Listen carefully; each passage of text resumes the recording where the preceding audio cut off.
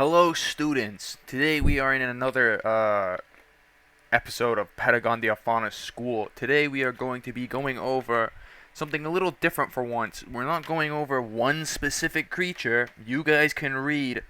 I'm giving 2 tips for every single thing in the game, cause shit's kind of epic. Yeah. Shut up. So the way that I'm formatting this is more or less there will be 1 tip for pack PvP and the other tip will be for solo play. And these are for PvP. These aren't for like survival or anything. These are just for strict PvP. I also have a Pop-Tart. You guys are gonna have to distinguish what I'm saying. But as you can see, the first thing is Craskoraptor and Primordial Craskoraptor. Man, this flavor sucks. But yeah, anyway, with Primordial and regular Craskoraptor, maybe the flavor's not that bad. You're gonna want to avoid trading with things specifically. You're gonna want to find out everything you can bleed. And you're going to want to try bait their AoE and punish them with a mouse 1 and AoE combo. The more mouse 1s you land, the better. Because, bleed. And it's kind of epic. That's for 1v1s. For pack play, you should really be cycling out. As soon as someone in your pack gets low, you cycle in and start helping them. And let them heal because you're frail. Your health is very, very important because of how little of it you have. And honestly, it's the same thing for Slizz and Festive Slizz. I could have grouped them up together. But it's literally the same shit. If you don't understand, you're stupid probably. Next. For Kabu, regular specifically, there's not many tips that I can give for PvP because it's really bad for PvP. So, what I suggest is, actually this tip isn't going to be for PvP. This tip's just going to be for evading shit.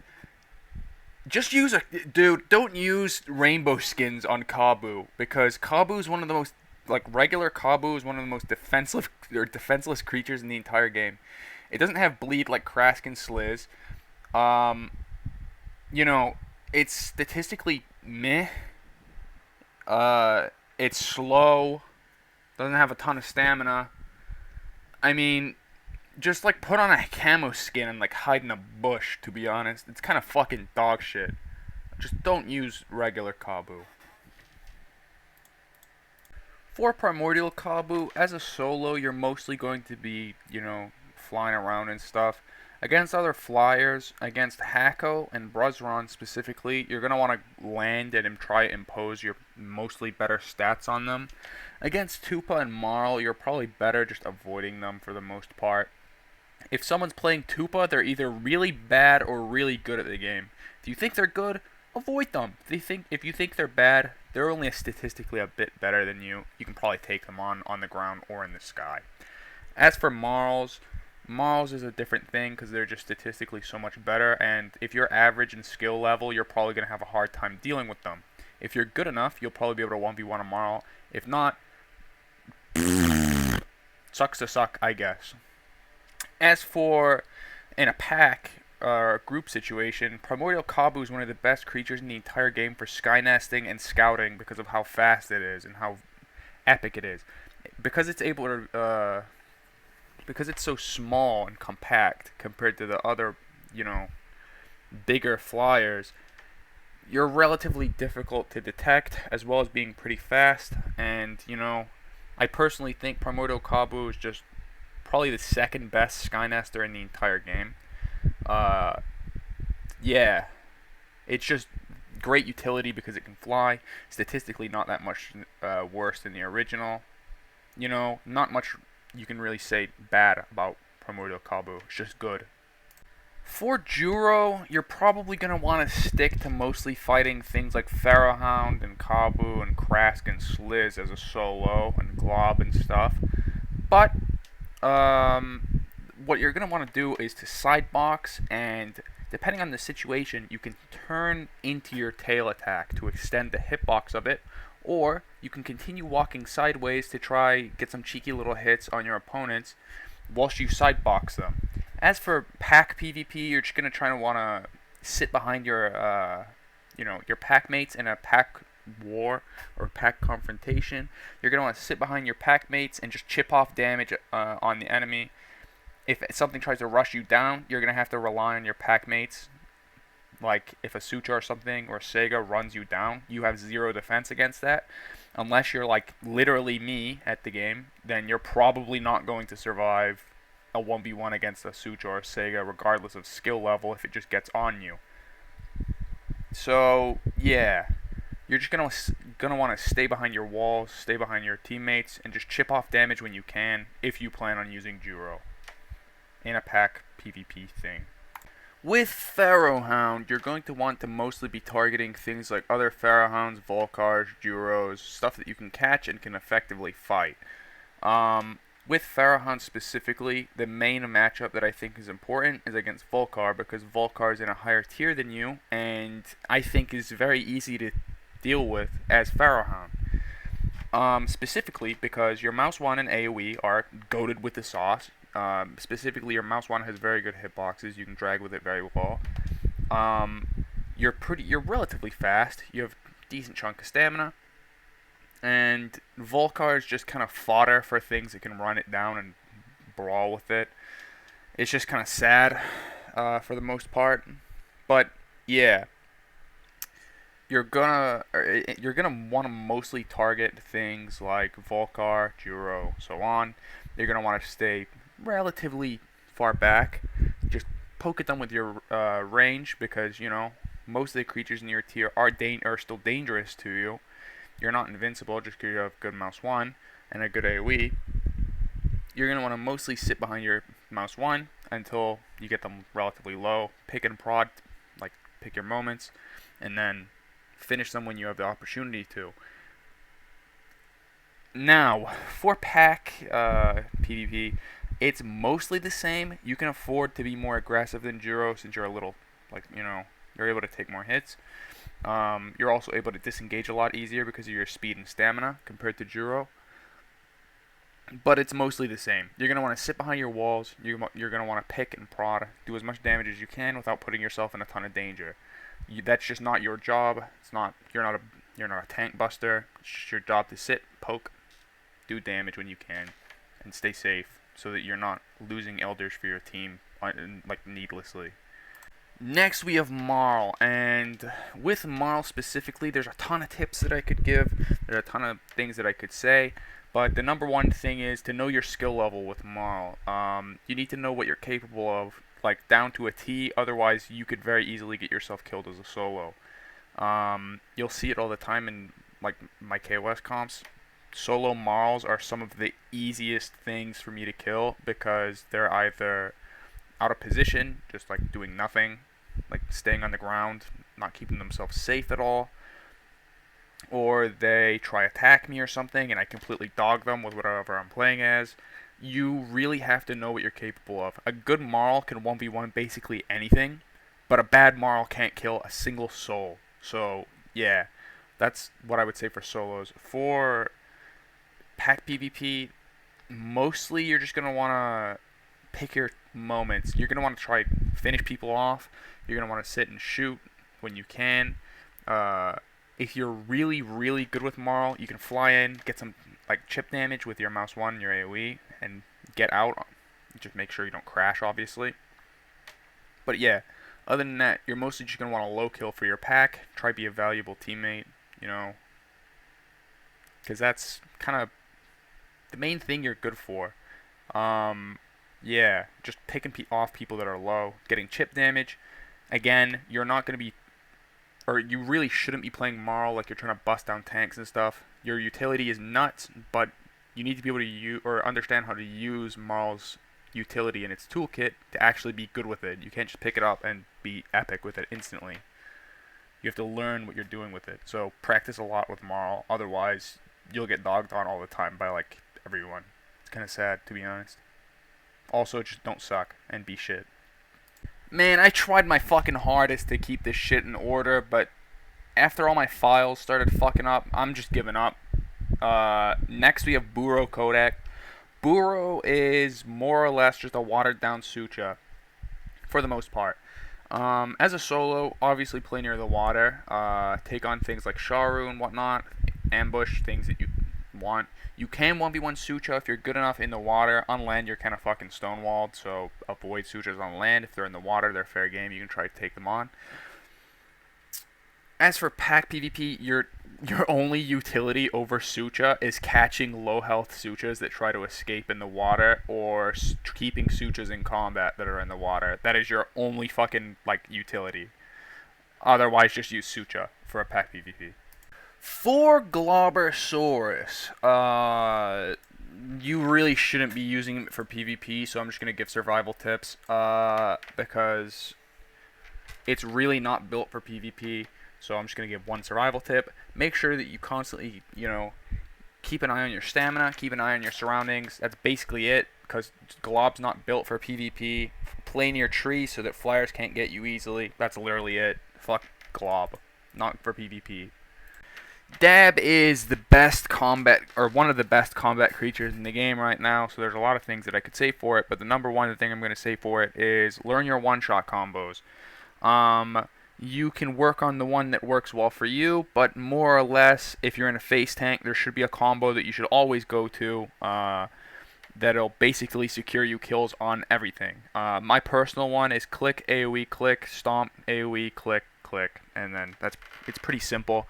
That in a face tank will kill literally everything. Not literally everything. There's a couple creatures that won't die, but most things will die to that if they're in a face tank.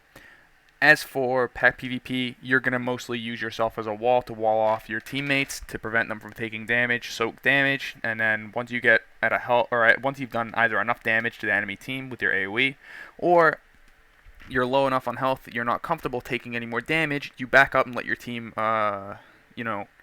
you back up and let your team take space instead of you taking space. Since you're a tank, that's your job. You try to take space. You try to deny space. Yeah.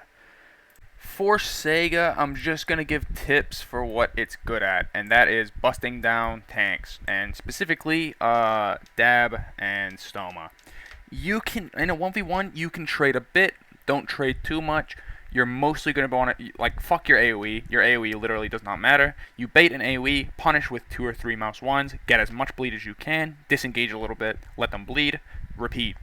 As for, in pack PvP, mostly the same, except from you can afford to be a lot more aggressive and take a lot more trades, because your pack will be there to protect you. Not much to say about Sega, just really good creature, yeah. For Suture, your main big thing is going to be, dealing consistent damage. You don't really have to worry about bleed.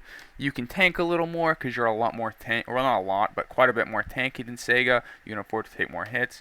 That's kind of your job a little bit, is to soak damage whilst taking space and doing damage as Sega in a pack scenario. In a single player scenario, you just kind of sit near the water, pick things off.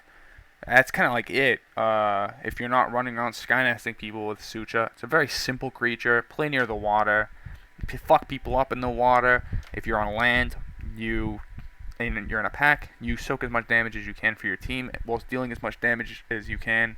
Or you don't soak as much damage as you can. You obviously try to prevent yourself from taking damage, but you can afford to soak a lot of damage compared to Sega. Because your job is going to be taking on things like Sega and Kanu and Grack and Trike, things like that, whereas Sega is more specialized into taking on things like, Dab, Stoma, Grack, stuff like that. So, yeah. For Sharu's a little bit better now because it got buffed, so you can afford to take on things like Volcar, even though that you'll probably get your ass kicked. You shouldn't be fighting things like Burro, you'll get johned. But now you can at least take on things like Crask and Slizz.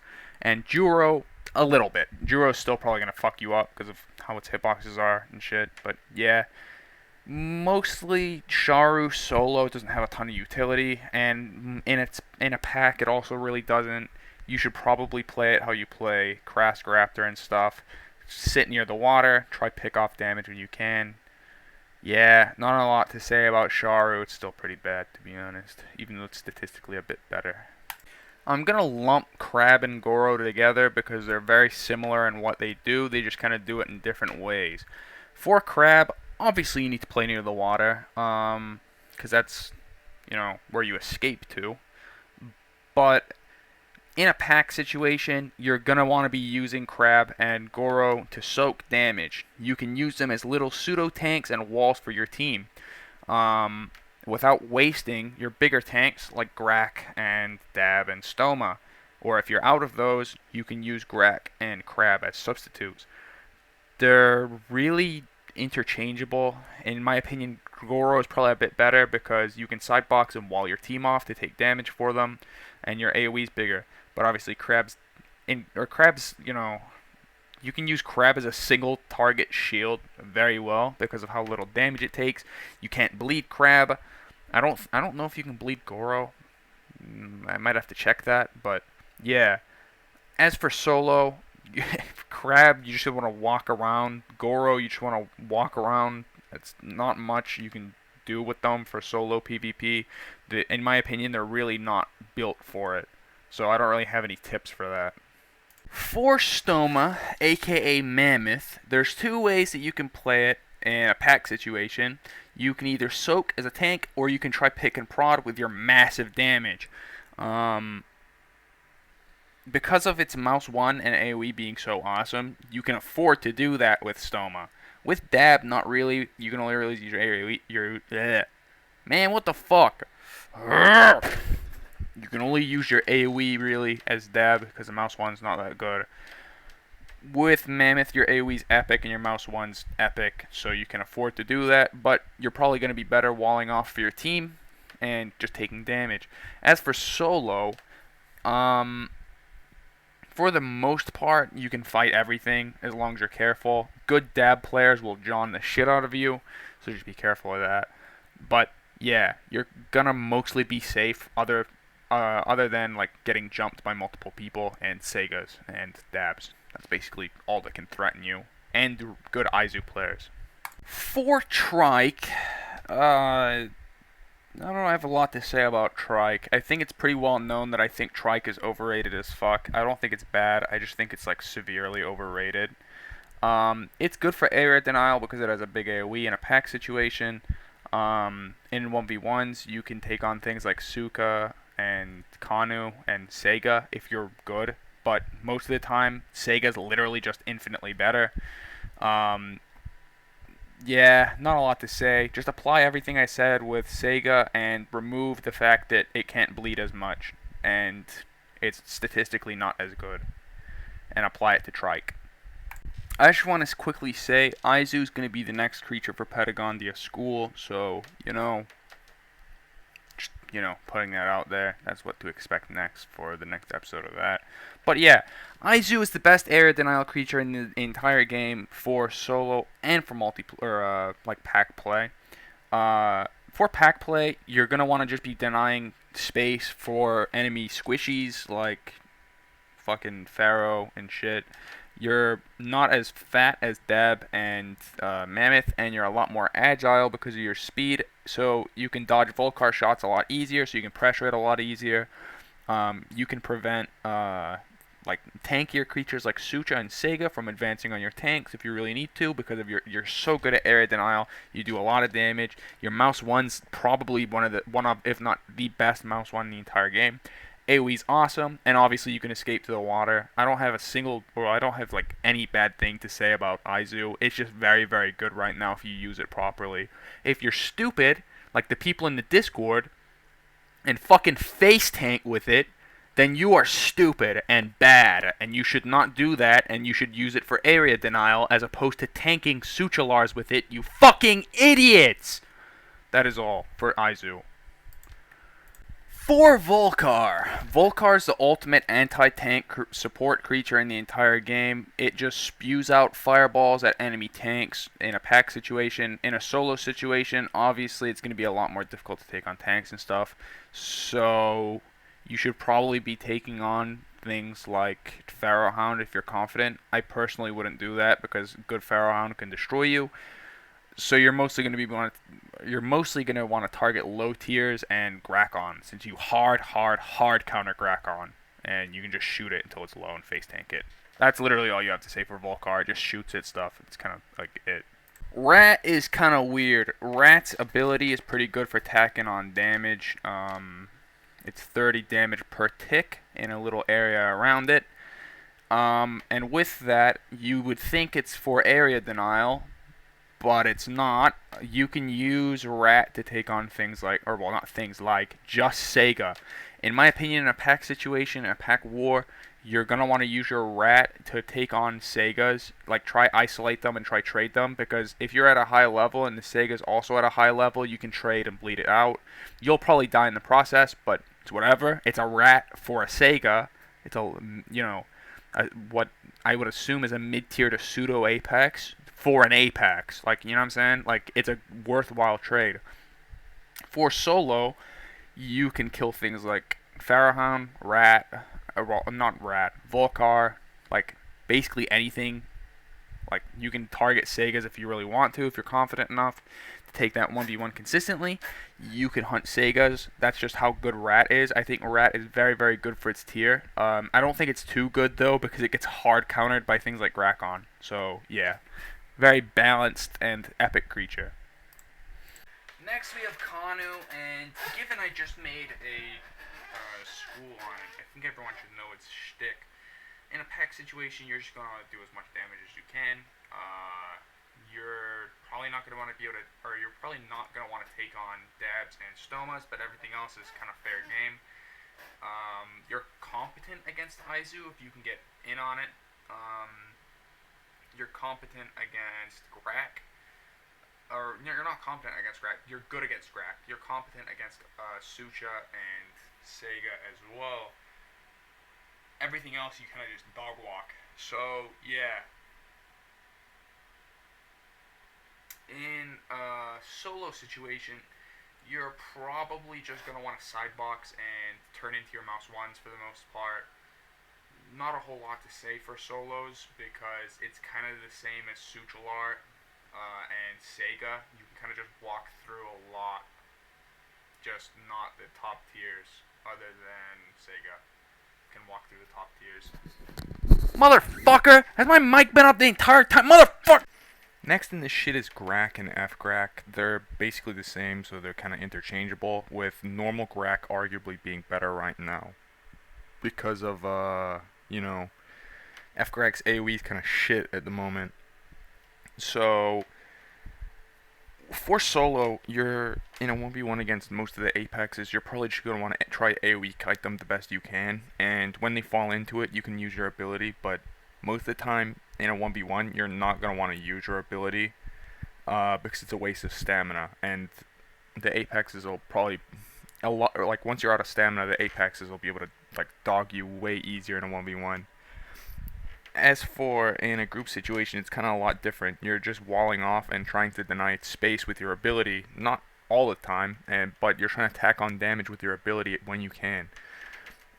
Because of the way that Grack's ability works, you can keep obviously your tail, which is the thing that does the ability, away, and then turn into it for, a little surprise tick of damage.